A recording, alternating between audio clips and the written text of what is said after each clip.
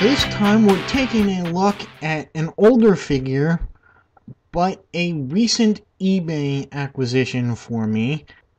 And that's of course the Series 1 of the Hasbro Marvel Legends from 2006, the Ultimate Iron Man. And Ultimate Iron Man here is figure number 1 out of the set. The last of 2 figures that I need to complete my Annihilus, and I'll be working on the X3 Beast pretty soon. So I can't wait to finish Annihilus. Of course, taking a look at the back of the package here, you can see all the figures in the wave, as well as the Build-A-Figure. Now this is an odd Build-A-Figure because of the size of the wings. They each came with a figure, and there are 2 figures that came with an arm and a leg. That would be the Beast and this figure, the Ultimate Iron Man. And now when these guys came out, there were 2 figures that I got immediately. Hercules and Banshee, and then I got the Planet Hulk figure. The other 3 figures I was not too keen on.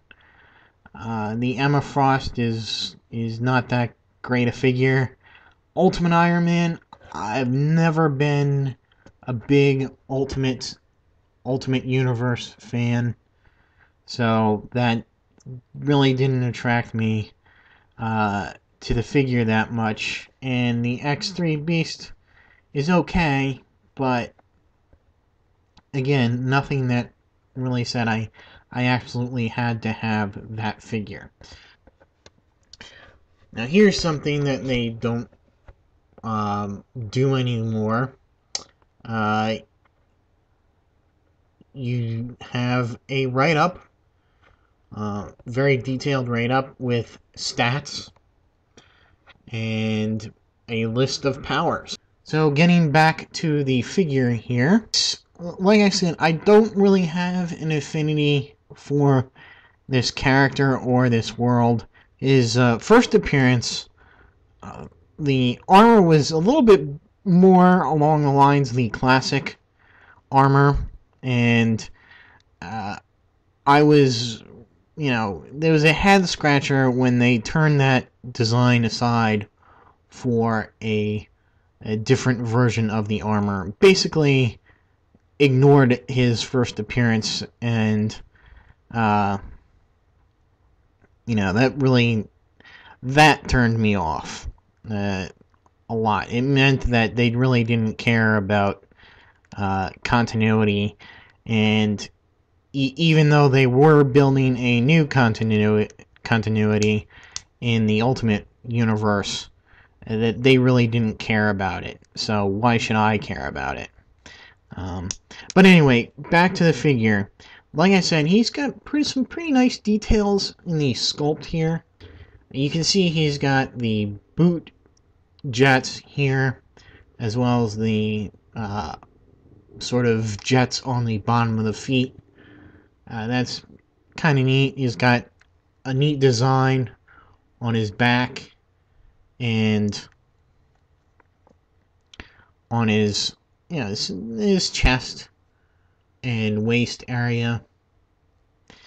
And it's pretty plain other ways. Paint-wise, he is pretty much a dull gunmetal gray. Again, I think that comes from the anime influence. But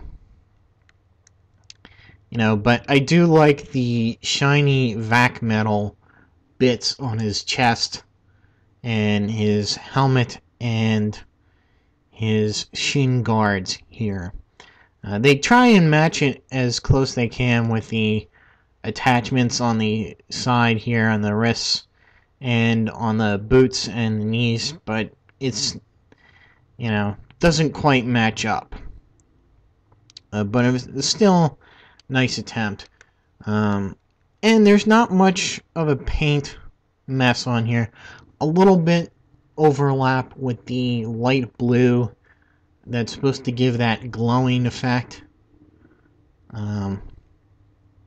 But you know, it doesn't really carry it off. For accessories, other than the pieces of Annihilus, he doesn't really come with much. I guess you could call his armor pieces his accessories, and the shins here, shin guards, do come off. They're on pegs, as you can see. So if you take them off, they do leave both marks of paint marks and the gaping holes there. So I'm pretty much going to leave those on. You can take his helmet off. They're completely off, and it's not just like the other Iron Man helmets. For the most part, have a piece of the mask come off, or flip up, or out. This one, the whole helmet comes off. And the sculpt here is okay. I think he looks vaguely of mixed origin. I'm not sure if he was that way in the Ultimate Universe. Again, I really don't know. But paint-wise, his eyes are kind of messed up. It looks like he has a lazy eye there, pointing off to another direction.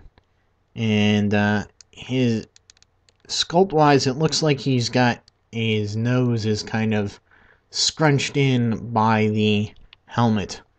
And I really can't tell if that's a problem with the actual sculpt, if they sculpted that way, or if he's been or if it's been just smushed down by the mask being on, or the helmet being on. But I think he probably looks the best with the helmet on. Now, for articulation, he's fairly articulated. His head does go up and down quite far, so you can get some nice flying poses in there. Oh, one thing before I forget, you also notice that the blue paint for his eye holes on one side does not really fill up where it's supposed to. So it's a little bit narrower, and so has this strange look that like he's winking with one eye, or he's got one eye shut a little bit, is squinting with one eye. And so I guess that can be fixed. And also, I don't know if it's picking it up, but the yellow part above there actually has a fingerprint mark on it. The paint dried into the paint. So anyway, back to the articulation. The head moves left and right, up and down, like I said. The arms move all the way around. Very ratchety arms. They do go out to the side, about that far. He rotates. He has got a double elbow joint, which is pretty cool. His wrists rotate, and his hands do move in and out. They are, however, molded in this odd position, so you can't really get him into a full like repulsor blast pose, but you know, it does not prevent the hand from blocking his guns that are on the wrist. You know, I don't know what they are, lasers or what. One thing I should mention from this is that I don't know if it's my figure or all of them, but both the arms seem pretty bent out to the sides. just because of the way he was in the package. So I'm gonna try and straighten him out a little bit, but that is a little bit annoying. Ab crunch articulation isn't that much, just about that far, and kind of goes back into a neutral position on its own.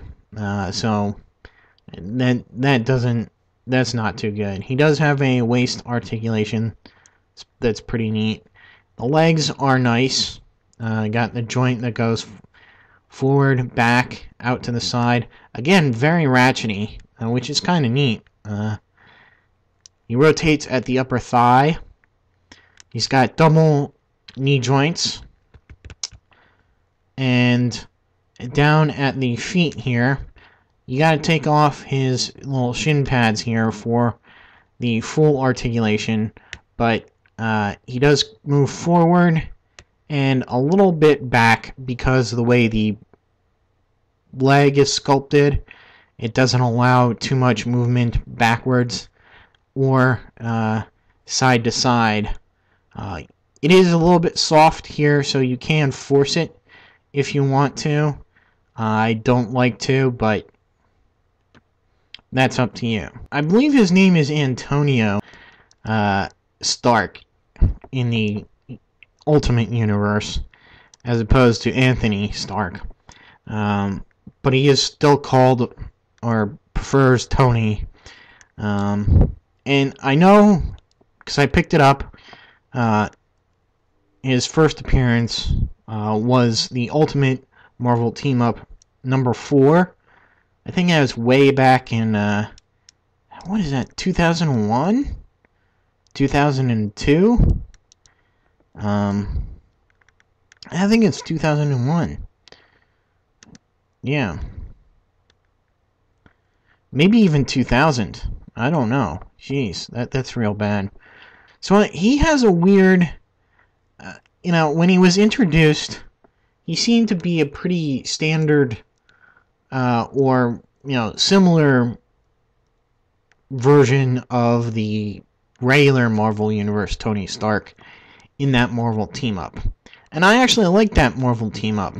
Now, when they started doing his own series and giving him a backstory, whoever was writing it, they kind of did their own thing and didn't pay attention to what had gone before.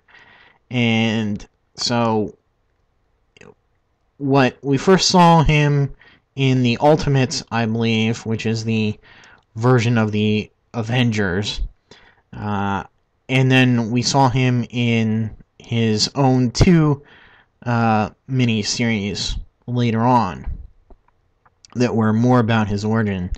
And in that, Tony Stark is kind of, I don't know if he's a mutant or a, he's not really a mutant, but something goes wrong with him and he's born with neural cells all over his body. So basically his body is one big brain. And it makes him super smart, but it also causes him a great amount of pain. So his father creates essentially the first Iron Man suit to basically help him deal with the pain. I also believe that the neural cells also somehow give him a healing factor. It's not like the healing factor that some characters have, like Wolverine in particular, but he will eventually regenerate his, over time. So it does pick up the Obadiah Stane rivalry with the Starks, and I think Obadiah frames Tony's father for his father's murder, and I know that basically a lot of his supporting cast, like Jim Rhodes, were all admitted to the Baxter Building program, which is sort of like a think tank for genius teenagers, and so they met Reed Richards there, and a lot of the other Marvel Universe characters there. I actually think that they actually retconned that as a fictionalized version of his life. Oh, I know there's something to do where, like, a lot of his change from a sort of playboy, rich dilettante to being a superhero, an Iron Man, and being responsible was the result of him finding out that he has an inoperable brain tumor. I know there's something to do with, like, he was gonna marry the Black Widow, but he was betrayed by her, and afterwards there was some sort of sex tape scandal involving him that increased his alcoholism. I know they did a ultimate version of the Armor Wars, where he starts to track down some of his stolen technology and fights other armored characters, both good and bad. And that's really about all I know. Like I said, I don't really have any affinity for the character or the Ultimate Marvel Universe in particular. And this figure-wise, he's an okay figure. He's a lot better than I thought he was. He's not anything special. And I really would only recommend getting him for the Annihilus parts. Now, other people may have a different opinion about the Ultimate version of Iron Man, and that's fine. I don't begrudge them that.